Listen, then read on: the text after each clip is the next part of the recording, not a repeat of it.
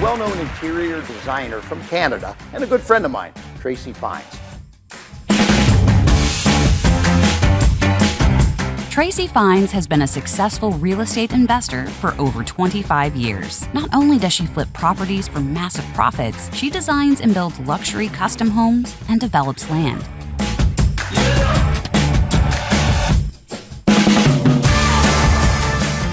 Tracy is an experienced investor and builder, published interior designer, and she has won numerous awards for design. Tracy is an award-winning author and international speaker who has been featured in international publications and on television. Having a zest for life, a love of great design, and an enthusiasm for creating beauty, she will uplift and inspire you to take massive action in your life to achieve your goals. And she wants to help you do the same. Please welcome Tracy Fines.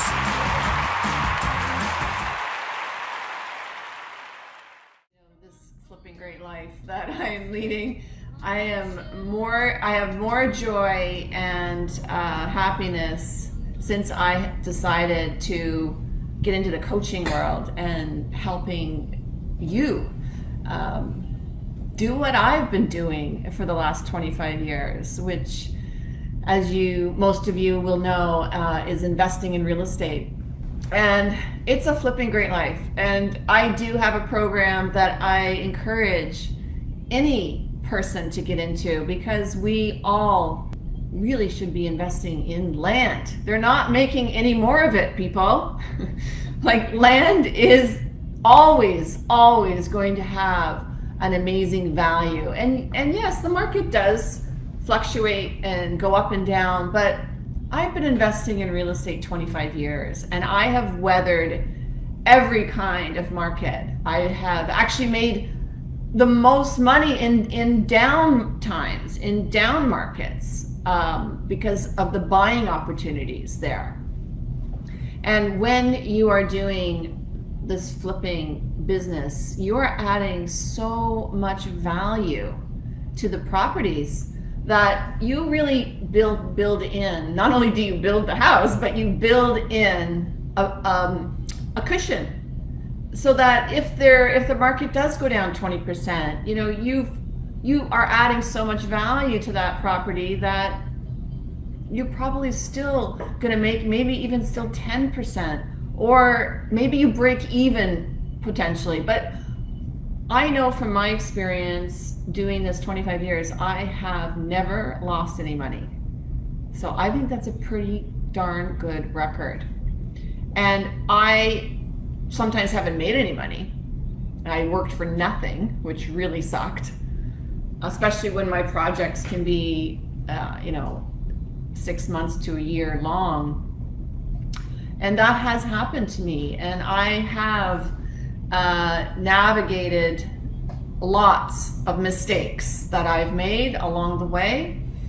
And the idea is that you need to make mistakes to grow, to improve, to better yourself. If you're not making any mistakes, then you're not pushing yourself out of your comfort zone. And this, I believe, is key to building a higher net worth, having an exceptional lifestyle, being able to go to the next level, whatever that is for you. And I push myself on every job. Every project I do gets a little bit bigger, and it gets a little bit, scarier for me. I am about to purchase something, almost a $4 million property. And yeah, I'm nervous, right? I am nervous. And I am going to put in over $1 million, most likely, into that renovation. And it'll be a $7.5 or over $7 million property when I'm done.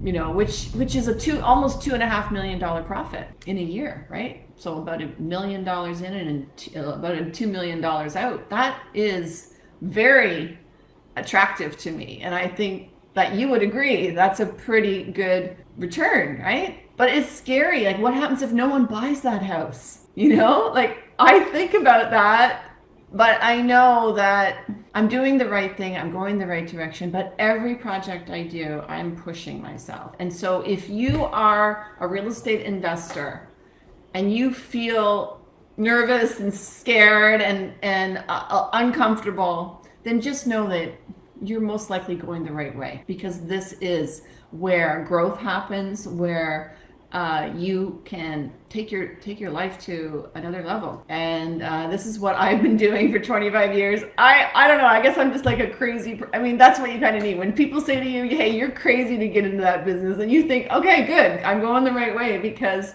you need to be a little crazy to do this, to change your life in any way, really. You need a little bit of crazy in you just to push yourself to get to that next level.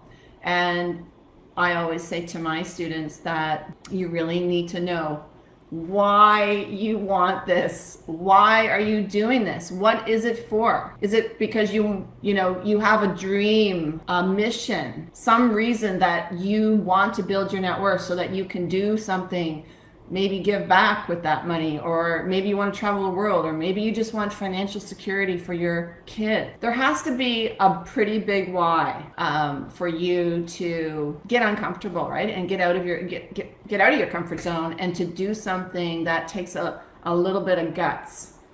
And so if you feel that way and you're in my program, then good on you. You are going the right way. And I'm so pleased to help and guide you and mentor you. So that's my little intro blurb. I love speaking in front of an audience, and I just get inspired by helping and serving. And that's my goal, is to help and serve you as much as I possibly can. So when I'm preparing to speak with an audience, I am really working on my energy. I'm doing a lot of dancing. I'm playing music. I am getting down with it. I am having a lot of fun, and I want to bring that amazing energy to you when I am doing this, and when I want to share some wisdom with you, some of my knowledge, what I know, and what things have helped me in this world. So today, I want to chat with you about creating your dream team. And a mentor of mine, Kevin Harrington, he has talked a lot about his dream team, and it's really inspired me to use the same terminology and really also promote how important it is, because what your dream team are the people that surround you to make you successful in your well, it could be in your personal life or your business. I'm going to stick to the business world because that's what I'm talking about today. But it's really, really key to have a circle of amazing, not only amazing mentors, but coaches, amazing, and then when you go into whatever business you're in, if you're most likely in real estate, if you're here listening to me. So in the real estate world, you want to have those key people that are going to help you be successful. And in real estate flipping, I have to say probably the number one person or consultant, if you call them that, is your realtor. Okay, if you are your own realtor and you're an investor, then good on you, because you understand that having that realtor, the access that a realtor has to the listings, to the information, the public record of information, an understanding of how to research a property and see, what the market value most likely is. This is a really key person of influence in your sphere of your business. So what happened for me was I was not a realtor when I started flipping, and I was using other realtors, and I had some less than impressive representation. Let's just put it that way. I was frustrated a little bit. I was frustrated, and I wasn't really getting the support that I wanted. And probably back in 2000 and this, so I started in 1995 flipping. And for those of you that have been to my webinar, you've heard my story. 1995, I started flipping, and so I was flipping until I probably decided about 2006. Actually, it's really weird, but I had twins in 2006. And so for whatever reason, I guess I thought that I was going to have extra time on my hands. It's so funny.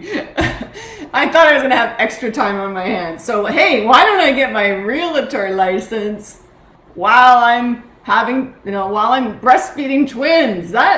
Because that's just, I'm not doing enough, apparently. Why don't I flip a property, breastfeed twins, look after my 3-year-old as well, and go to real estate school, because I can. So that's what I did. Pretty crazy. I went to real estate school. I got my realtor license in 6 months or 8 months. It was 8 months. I got it basically as fast as I possibly could. While I was flipping a property. Oh yeah, and I was also helping buyers and sellers. I was also helping. Yeah, I actually had, before I even got my license completed, I already had clients that I was helping with, and I was like, okay, well, I'm gonna have my license really soon, so we'll start really soon. Crazy stuff. And I got my real estate license because that real estate person was not supporting me the way that I needed as a real estate investor flipper. And I am finding that it's a really interesting and common theme happening in my membership group, that I'm getting people that have been flipping or investing in real estate, and they got their real estate license, the same story as mine. They weren't satisfied with the representation they were getting. So I don't want to make this presentation about just going to get your real estate license, because that's not the point of this presentation. I'm talking today all about how important your dream team is. But I don't want you to undervalue that realtor and how important and how crucial they can really make or break your project. So I got my real estate license. So now I am now teaching a lot of realtors what they need to understand in order to best serve their investor clients when they're making offers, when they're writing offers and making conditions on offers, how they're looking at properties, how they're finding great properties and great opportunities, how they're doing some of this door knocking. So now I'm happy and excited that my program is actually evolving into I'll probably be evolving this whole platform that I have into a specialized course for realtors one day, probably one day soon, because this information is invaluable for your clients, realtors, if you're out there listening to me. So a lot of realtors in my course are just saying, wow, I've never heard of these clauses before. I have never heard of these conditions. And so it's really an amazing opportunity to learn. So after you have your realtor in line, the next, probably most important person that you need in your circle is your mortgage broker or a bank. Okay, you really need to align yourself with people who have great connections to money. And in my world, I don't qualify typically for the A banks, the big chartered banks.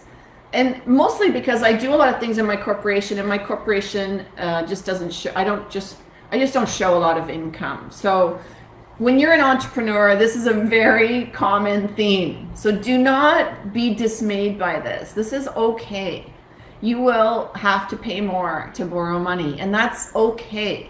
As long as you take that into consideration in your numbers when you're looking at a project or a property to invest in. You always have to think about all the costs before you ever put a pen to an offer. Okay, so you basically have to know what the end game is, and I always talk about the end game. You need to know what you're making on that project before you even offer on it. Okay, there's no guessing going on in my program. We are conservative and we are as accurate and as detailed as we can be to make sure that you are not losing any capital. Okay, we cannot afford to lose our capital because we want to, you know, make some money, obviously, and we want to go to the next level. We want to go to the next property and do a bigger project and make a better return.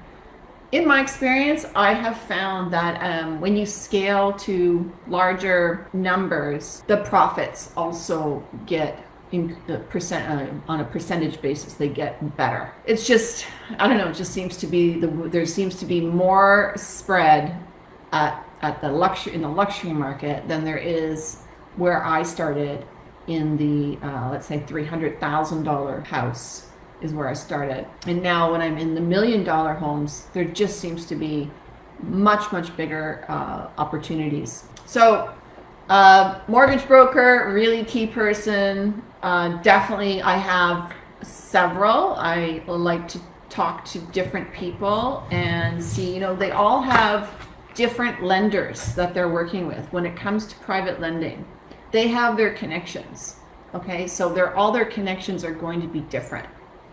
And so I am speaking right now. I'm actually looking to get a mortgage right now on a property, and I'm speaking to more than one mortgage broker. And they may not love that, but that's the way it is. You know, they have different connections to different private money. So, you know, it's not going to be apples to apples. It's going to be different offers happening. So I'm working on that currently, which is very exciting. Because I'm gonna mortgage a property and I'm gonna go buy a property. Anyway, then after that, you definitely want to have an amazing accountant.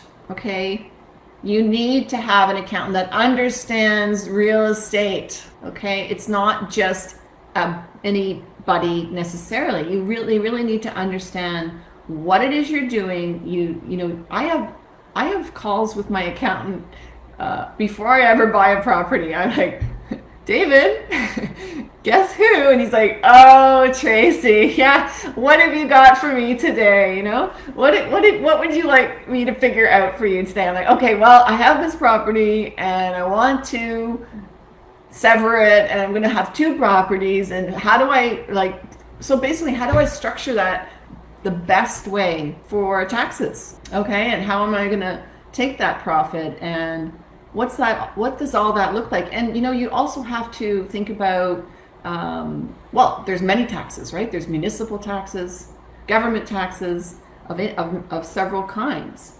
And then of course, income tax, capital gains tax, all these different things. So you really have to work that out before you, again, ever put a pen to an offer. Okay, I hope this is helping you. Accountant. Right? So first we had a realtor, then we have the mortgage broker, then we have an accountant, then you're going to have a lawyer. Okay? Another really key person in your circle, in your dream team. I am not going to get to the entire dream team today. I'm already at 20 minutes. I don't want to go too much longer, but in the immediate circle, you can see before you ever make an offer, you need these people in your dream team. Okay? And they need to be specialized in real estate. You don't want a lawyer that specializes in divorce. You need a lawyer that specializes in real estate. Okay? You need a tax accountant who also maybe doesn't specialize just in real estate, but they have a very good working understanding of the business and how you can set up your project so that you pay the minimum of tax. Okay, so after you have your realtor, basically your banker or your mortgage broker, your tax accountant, and your lawyer, then you're going to get into the consultants that you're going to need. So there's a lot of discussions that are happening prior to an offer. Okay, I will also call up my architect, who's well, I have architects and I have architect technologists, and I also have designers I'm a designer myself, but I do delegate a lot of tasks. I have to when you're scaling your business.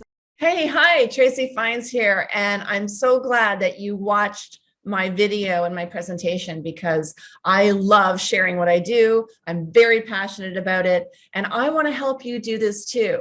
So if this is interesting to you and you're excited to get involved in real estate investing, then click the link in the description below, and I invite you to join me at my live presentation where you can ask me questions and I can help you in the best way possible. So I look forward to sharing with you more at that presentation. See you then.